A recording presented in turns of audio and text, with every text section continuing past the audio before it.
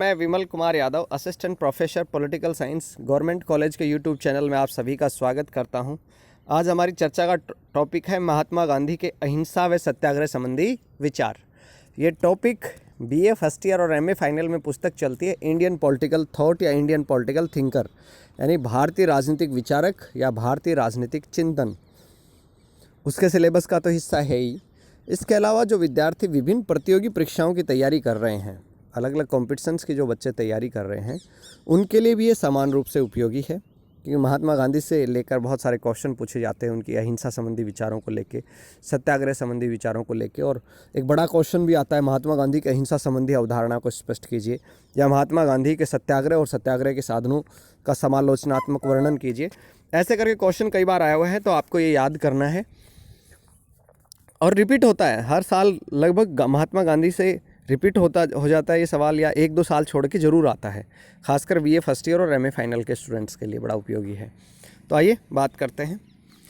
गांधी जी जो कहते थे अहिंसा की अवधारणा, दरअसल गांधी जी की जो अहिंसा की जो अवधारणा है उस पर जैन दर्शन का प्रभाव हमें दिखाई देता है, क्योंकि जैन दर्शन जो है अहिंसा में बड़ा विश्वास करता है। आपने देखा हो तो जो श्वेतांबर जैन होते हैं या दिगंबर जैन होते हैं, मुँह पर कपड़ा रखते हो, और जब वो यात्रा करते हैं, अपन ने जैन साधुओं को कभी देखा हो और जैन साध्वियों को, कि वो मुंह पर एक सफ़ेद रंग का कपड़ा लगाए रखते हैं। उसका मकसद ये होता है कि कोई जीव जो है वो हमारे मुंह में प्रवेश करके मृत्यु को प्राप्त नहीं हो। ठीक है, तो यानी वो बहुत ज़्यादा अहिंसा की नीति का अवलंबन करने पर जैन दर्शन का बड़ा ध्यान है, महात्मा गांधी पे बड़ा प्रभाव पड़ा है। अहिंसा के अर्थ की यदि हम बात करें तो शब्दार्थ की दृष्टि से अहिंसा का मतलब होता है, नकारात्मक होता है, थोड़ा सा अनुभव, ये होता है हिंसा का अभाव, प्लस हिंसा, यानी जिसमें हिंसा का अभाव हो। गांधी जी ने अहिंसा के इस नकारात्मक अर्थ के बारे में कहा है कि किसी को कभी नहीं मारना और न ही किसी प्रकार सताना ही ये अहिंसा है। पूर्ण अहिंसा का वो कहते थे मतलब होता है प्राणी मात्र के प्रति दुर्भाव का पूर्ण अभाव, यानी प्राणी मात्र के प्रति किसी प्रकार का दुर्भाव नहीं होना चाहिए। गांधी जी ने अहिंसा को सृष्टि की एक सृजनात्मक शक्ति के रूप में कहा गया है, कि अहिंसा जो है वो एक नकारात्मक शक्ति नहीं है, बल्कि सृष्टि की एक सृजनात्मक शक्ति है।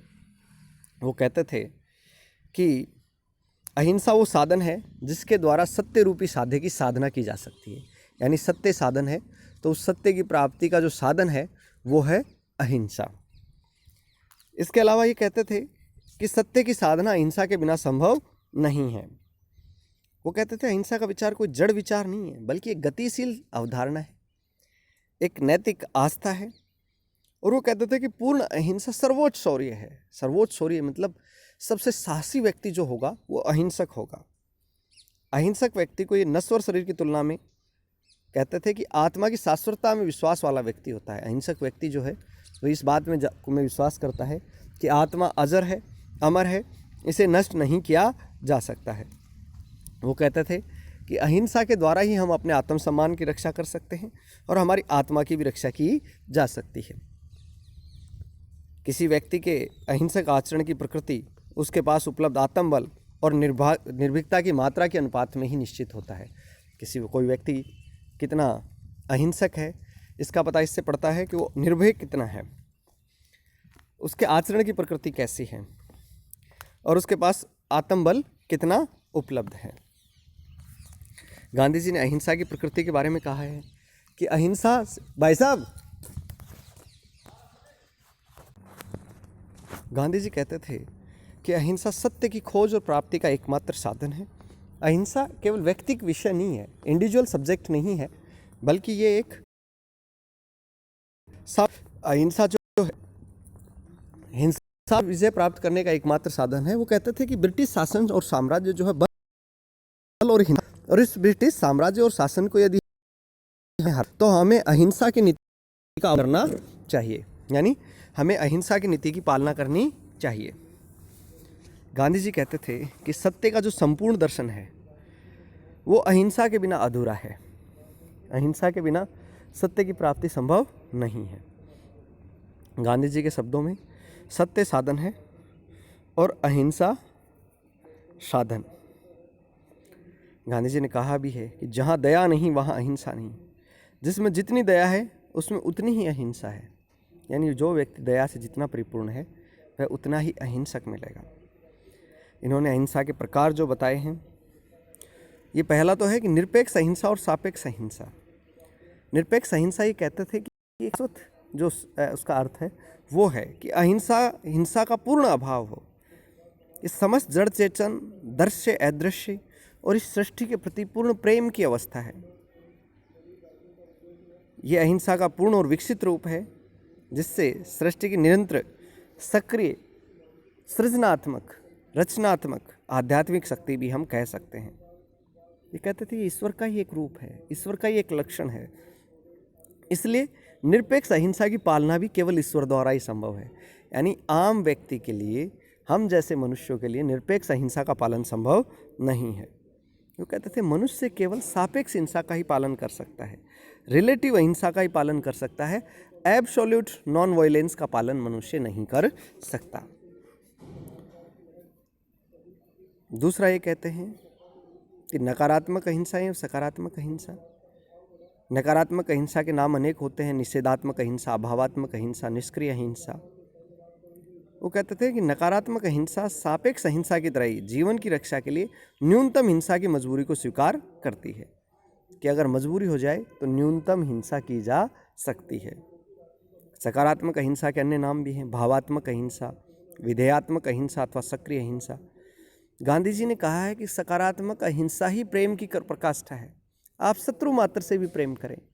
आपके मन में ये भाव हो कि मुझे शत्रु का हृदय परिवर्तन करना है, शत्रु के अंतरतम को बदलना है, ये भावात्मक अहिंसा है। ये इसमें प्रेम पूर्ण अवस्था में पहुंच जाता है।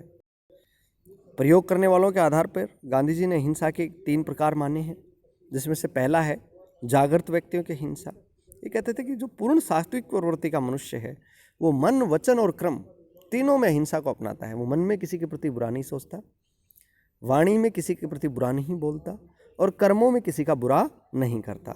उसे ये एनलाइटन्ड अहिंसा कहते हैं, जागृत अहिंसा कहते हैं। वो कहते थे कि जागृत अहिंसा का पालन आध्यात्मिक दृष्टि से पूर्ण कोई जागृत ऐसा व्यक्ति ही कर सकता है जिसका सृष्टि की आध्यात्मिक और नैतिक एकता में पूर्ण विश्वास हो। ऐसा व्यक्ति हिंसा करने में समर्थ होगा लेकिन उसे अपनाएगा नहीं। ये बहादुरी की हिंसा अहिंसा के नाम से जाने चाहिए। यानी वो व्यक्ति चाहे तो हिंसा कर सकता है लेकिन करता नहीं है। ये बहादुर, ये सर्वश्रेष्ठ रूप है। ये बहादुर व्यक्ति की अहिंसा है।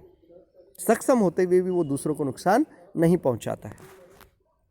दूसरा है औचित्यपूर्ण अहिंसा। औचित्यपूर्ण अहिंसा नाम है जैसे व्यवहारिक अहिंसा, नीतिगत अहिंसा तथा निर्बलों की अहिंसा। व्यवहारिक अहिंसा में ये कहते हैं कि जो व्यवहारिक अहिंसा है या नीतिगत अहिंसा है या निर्बलों की अहिंसा है, इसके अंतर्गत व्यक्ति जो है व्यवहारिक कारणों से मजबूरीवश हिंसा का प्रयोग करता है, अन्यथा वह हिंसा का प्रयोग नहीं करता है। यह आध्यात्मिक दृष्टि से निर्बल व्यक्तियों की हिंसा है। जब ऐसे व्यक्ति अनुभव करते हैं कि वे भौतिक बल द्वारा अन्यायी का सफल विरोध करने में असमर्थ है, यानी वो हिंसा के माध्यम से शत्रु को नहीं हरा सकते, तो वे अहिंसा को एक नीति के रूप में अपनाते हैं। उनके हृदय में शत्रु के प्रति प्रेम का भाव नहीं होता। उनके लिए अहिंसा का अर्थ होता है शत्रु के प्रति भौतिक हिंसा रहित द्वेष की नीति। यानी मानसिक रूप से तो वो शत्रु का हित सोचते हैं लेकिन भौतिक रूप से अहिंसा की नीति का अवलंबन करते हैं, यानी एक पॉलिसी के तहत वो अहिंसा को अपनाते हैं। अहिंसा के सिद्धांत में उनकी कोई पूर्ण आस्था नहीं होती है क्योंकि वो हिंसा करने में संभव नहीं है, सक्षम नहीं है। हिंसा के द्वारा शत्रु को नहीं अपनाते, तो एक पॉलिसी के रूप में अपनाते हैं। इसलिए वह हिंसा को एक निष्क्रिय प्रतिरोध के रूप में अपनाते हैं, पैसिव रेसिस्टेंस जिसको बोलते हैं, जिसकी अरविंदो घोष ने बात की है। वो निष्क्रिय प्रतिरोध के रूप में इसको अपनाते हैं। 1946-47 में जो हिंदू मुस्लिम दंगे हुए, उन हिंदू मुस्लिम दंगों में भी गांधी जी ने कहा कि भारतवासियों ने स्वतंत्रता आंदोलन के दौरान जो अहिंसा अपनाई थी वह दूसरी श्रेणी की अहिंसा थी। तीसरा अहिंसा का निकृष्ट रूप है वह कायर व्यक्ति की अहिंसा। वो कहता है कायर व्यक्ति जो है अन्यायी व्यक्ति के विरुद्ध हिंसा तो करना चाहता है, हिंसा की भावना उसमें कूट कूट के भरी है, लेकिन उसमें हिंसा करने की हिम्मत और साहस नहीं है। वो अन्यायी व्यक्ति से भयभीत होकर बाह्य रूप में तो वह अहिंसा का आचरण करने को मजबूर होता है, लेकिन वास्तव में वह अहिंसक होने का केवल आडंबर और दिखावा करता है। वो इसे कहता है कायर व्यक्ति की निष्क्रिय हिंसा। वो कहते थे कायरता की बजाय बहादुरी के साथ हिंसा का प्रयोग करना कहीं श्रेष्ठतर है। वो कहते थे कि कायर की अहिंसा से मैं हिंसा को श्रेष्ठ मानता। कायर आदमी है, मन में बड़ा दूषित भाव लिए घूम रहा है, मौका मिलते ही वार करने से भी नहीं चूकेगा, तो कायर व्यक्ति की अहिंसा है। गांधी जी के शब्दों में कि यदि मुझे हिंसा और कायरता में से किसी एक का चयन करने को कहा जाए तो मैं हिंसा का चुनाव करूंगा। अहिंसा की व्यवहारिकता क्या है? अहिंसा का व्यवहारिक अर्थ होता है जानबूझकर हिंसा न करना अथवा अपने अस्तित्व के लिए न्यूनतम संभव हिंसा करना, अपने अस्तित्व को बनाए रखने के लिए। गांधी जी के अनुसार यदि कोई स्वार्थ या अपने प्राणों के भय से प्रेरित होकर किसी दूसरे व्यक्ति के प्राण ले ले या उसे क्षति पहुंचाए तो ये कार्य हिंसक होगा, किंतु यही कार्य अन्य व्यक्तियों के प्राणों की सुरक्षा या उनके अस्तित्व को बनाए रखने के उद्देश्य तो उसे अहिंसक माना जाएगा। दूसरे हैं गांधी जी के सत्याग्रह संबंधी विचार। सत्याग्रह दो शब्दों से बना है, सत्य प्लस आग्रह, यानी सत्य के लिए आग्रह करना। गांधी जी ने सत्याग्रह का अर्थ देते हुए कहा है कि विरोधी को पीड़ा देकर नहीं अपितु स्वयं कष्ट सहकर सत्य की रक्षा करना ही सत्याग्रह है। हम शत्रु को पीड़ा नहीं दें, मतलब कि स्वयं को कष्ट दे लें, लेकिन किसी भी स्थिति में सत्य को आँच नहीं आने दें, यही सत्याग्रह है। ये अन्य कुछ नहीं, सत्य के लिए तपस्या है। गांधी जी कहते थे कि सत्याग्रह बल प्रयोग के विपरीत धारणा है। ये कहते थे हिंसा का हम संपूर्ण रूप से त्याग करें तभी सत्याग्रह संभव है। अगर हिंसा का कहीं भी उसमें समावेश हो जाता है तो सत्याग्रह नहीं है। गांधी जी ने कहा है मेरे लिए सत्याग्रह प्रेम का नियम है, शत्रु के प्रति भी प्रेम, ये एक शाश्वत नियम है। उन्होंने सत्याग्रह को बहुत सारे नाम दिए हैं, सत्य बल, अहिंसात्मक प्रतिरोध, प्रेम बल, आत्म बल। वो कहते थे कि सत्याग्रह पशु बल पर आत्म बल की विजय, बुराई को भलाई से, घृणा को प्रेम से, अत्याचार को कष्ट से, अत्याचार को हम सहिष्णुता से जीतने का मंत्र है। कहते थे कि सत्याग्रह विरोधी को प्रेम की शक्ति के माध्यम से जीतने का एक सुनिश्चित विज्ञान है, एक साइंस है, जिसके माध्यम से हम प्रेम का प्रयोग करके सत्याग्रह जो है विरोधी को भी जीत सकता है। गांधी जी कहते थे कि सत्याग्रह एक ऐसा सिक्का है जिसके दो पहलू हैं, एक तरफ प्रेम है, दूसरी तरफ सत्य है।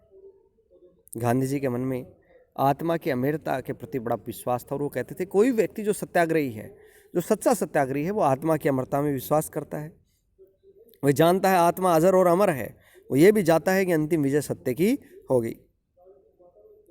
ये कहते थे कि हमें विरोधी व्यक्ति को भी सत्य का ज्ञान कराने के लिए प्रयास करना चाहिए और इस प्रयास में यदि हमारे प्राण भी चले जाएं तो हमें इसके लिए प्रयास करना चाहिए, लेकिन हमारा अंतिम प्रयास ये होना चाहिए कि हम विरोधी व्यक्ति को भी सत्य का ज्ञान कराएं।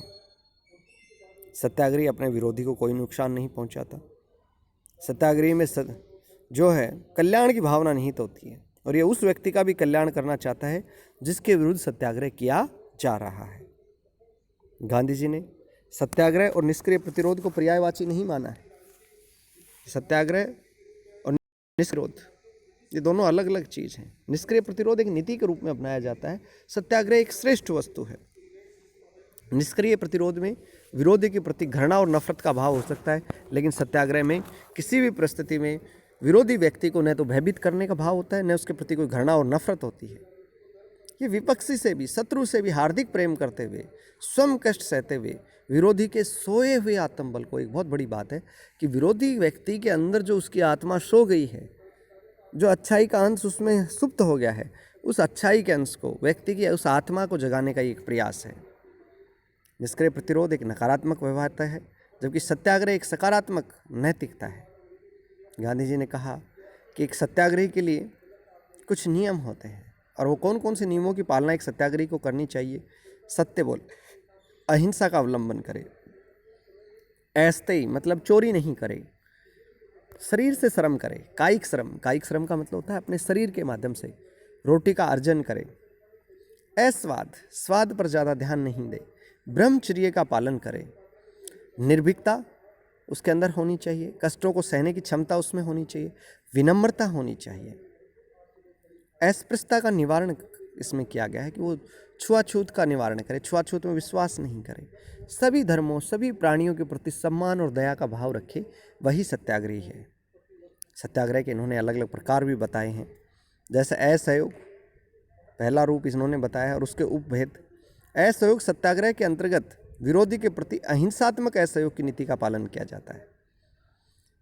गांधी जी ने कहा कि कोई संस्था, व्यक्ति या सरकार का कोई कार्य मानव मात्र के विरोधी है, मानवता से युक्त नहीं है, तो उस कानून का उस व्यक्ति और उस संस्था के प्रति हम असहयोग की नीति अपनाएं, लेकिन उसमें भी हम हिंसा का अवलंबन नहीं करें, अहिंसा का हम खास ध्यान रखें। गांधी जी ने बहिष्कार, धरना और भूख हड़ताल को संपूर्ण असहयोग या सत्याग्रह के प्रति उपभेद माना है। उन्हें असहयोग सत्याग्रह के सहयोगी और अनुपूरक उपाय यानी साधन इन्होंने बताया है। दूसरा इन्होंने कहा सविनय अवज्ञा। सविनय अवज्ञा सत्याग्रह का अधिक उग्र और प्रभावशाली साधन है। सविनय अवज्ञा आंदोलन सशस्त्र क्रांति का एक पूर्ण प्रभावशाली और रक्तहीन विकल्प है। एक ऑप्शन है कि हम हिंसक क्रांति की बजाय, रक्तपूर्ण क्रांति की बजाय सविनय अवज्ञा, विनयपूर्वक उस कानून की अवज्ञा करें जो मानव मात्र के विरुद्ध है, जिसमें मानवता का अंत नहीं है, एक समाज के बड़े हिस्से के विपरीत है। जैसे गांधी ने सविनय अवज्ञा आंदोलन में नमक कानून का उल्लंघन किया, जो ब्रिटिश सरकार नमक पर कर लगाती थी, उसका उल्लंघन किया। कहीं हिंसा का प्रयोग इन्होंने नहीं किया, विनयपूर्वक उस कानून की इन्होंने अवज्ञा कर दी। ये कहते थे सत्याग्रही को सदैव ही ऐसे कानूनों का पालन करना चाहिए जो नैतिक हों और ईश्वर के शाश्वत नियमों के अनुरूप हों। गांधी जी ने ब्रिटिश राज द्वारा बनाए गए नमक कानून को अनैतिक मानते हुए इसके लिए 1931 में सविनय अवज्ञा आंदोलन भी चलाया था, नमक आंदोलन भी जिसको कहा जाता है। सत्याग्रह का जो तीसरा जो साधन है वो है हिजरत। हिजरत का मतलब होता है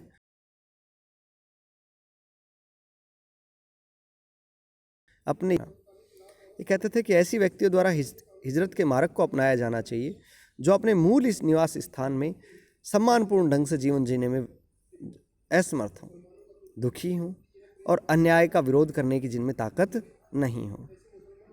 ऐसा नैतिक बल उनमें नहीं हो कि वो अन्याय का विरोध कर सके और न हिंसात्मक विरोध करने की शक्ति रही हो, तो उनके पास एक ही विकल्प बचता है कि जहाँ उनके साथ शोषण, अत्याचार, उत्पीड़न हो रहा है, उस स्थान को छोड़कर कहीं अन्यत्र बस जाएं। गांधी जी ने आत्मसम्मान की रक्षा के लिए 1928 में बारदौली के सत्याग्रहों को, 1935 में कैथा के हरिजनों को तथा 1939 में लंबड़ी, विट्ठलगढ़ तथा जूनागढ़ की जनता को हिजरत के साधन को अपनाने की सलाह दी थी। उन्होंने बारदौली में कहा था कि आप इस शोषण से बचना चाहते हैं, इस जगह को छोड़कर दूसरी जगह चले जाइए।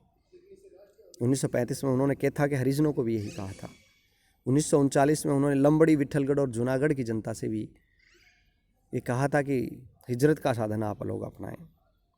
उपवास या अनशन की यदि हम बात करें तो गांधी ने उपवास को सत्याग्रह का सबसे प्रभावशाली आध्यात्मिक अस्त्र माना है, जो कभी निष्फल नहीं होता। ये कहते थे सत्याग्रह का सबसे प्रभावी है उपवास। वो कहता है जो आदमी उपवास करता है उसकी आत्मा से ऐसी करुण पुकार निकलती है जो अन्यायी की आंख को भी द्रवित कर देती है और उसका हृदय परिवर्तन कर देती है। लेकिन उपवास के साधन का प्रयोग कभी भी ईर्ष्या से, द्वेष से, क्रोध से, इन आवेगों के साथ नहीं किया जाना चाहिए। यदि इन आवेगों के साथ हम क्रोध, द्वेष और ईर्ष्यापूर्ण यदि उपवास का प्रयोग करेंगे तो वह निसफल हो जाएगा। इसे उपवास नहीं, हम भूख हड़ताल कहेंगे। तो गांधी जी ने सत्याग्रह का ये क्वेश्चन बच्चों कंपटीशन में कई बार आया हुआ है, आपके भी आ सकता है, कि गांधी जी ने सत्याग्रह का सबसे श्रेष्ठ साधन किसे माना है। गांधी जी ने सत्याग्रह का सबसे श्रेष्ठ साधन उपवास को माना है। सत्याग्रह के सिद्धांत का यदि हम मूल्यांकन करें तो ये कहते थे कि सत्याग्रह के सिद्धांत में अंतर विरोध है। व्यवहार में सत्य और अहिंसा के विभिन्न रूपों में अंतर करना संभव नहीं है। दूसरा हम कह सकते हैं कि ये बुद्धि संगत सिद्धांत नहीं है। गांधी जी ने सत्याग्रह के सिद्धांत को केवल ऐसे व्यक्ति ही स्वीकार कर सकते हैं जिनका ईश्वर में, अहिंसा में, प्रेम के शाश्वत नियमों में, आत्मा के पुनर्जन्म में, आत्मा की अमरता में, हृदय परिवर्तन की जो अमूर्त और प्रत्ययवादी धारणाएं हैं, जो इन सब में पूर्ण विश्वास और रखता हो, आस्था रखता हो, वही व्यक्ति इन नियमों का अवलंबन कर सकता है। गांधी जी की अवधारणाएं बुद्धि, तर्क और भौतिक अनुभव के अनुरूप न होनी है, यानी हर व्यक्ति के द्वारा सत्याग्रह का अनुसरण नहीं किया जा सकता। तीसरी हम इसकी आलोचना ये कह सकते हैं कि सत्याग्रह की हिंसा जो है वो भी एक अमूर्त हिंसा है। जिस व्यक्ति के विरुद्ध सत्याग्रह किया जाता है वह उसे भी शारीरिक और मानसिक कष्ट तो अनुभव होता ही है। जिसके विरुद्ध सत्याग्रह किया जा रहा है उस व्यक्ति को शारीरिक और मानसिक कष्ट अवश्य होता है। और आर्थर मूर जो एक ब्रिटिश लेखक हैं, उन्होंने इसी दृष्टि से सत्याग्रह के इस साधन को मानसिक हिंसा कहा है कि एक मेंटल वायलेंस ये है। चौथा, हृदय परिवर्तन का जो सिद्धांत वो एक अव्यवहारिक सिद्धांत है। गांधी जी कहते थे कि सत्याग्रह की पत्ती के द्वारा विरोधी का भी हृदय परिवर्तन किया जा सकता है, किंतु राजनीति के मामलों में अगर हम देखें तो उनका ये सिद्धांत बिल्कुल व्यवहारिक प्रतीत नहीं होता है।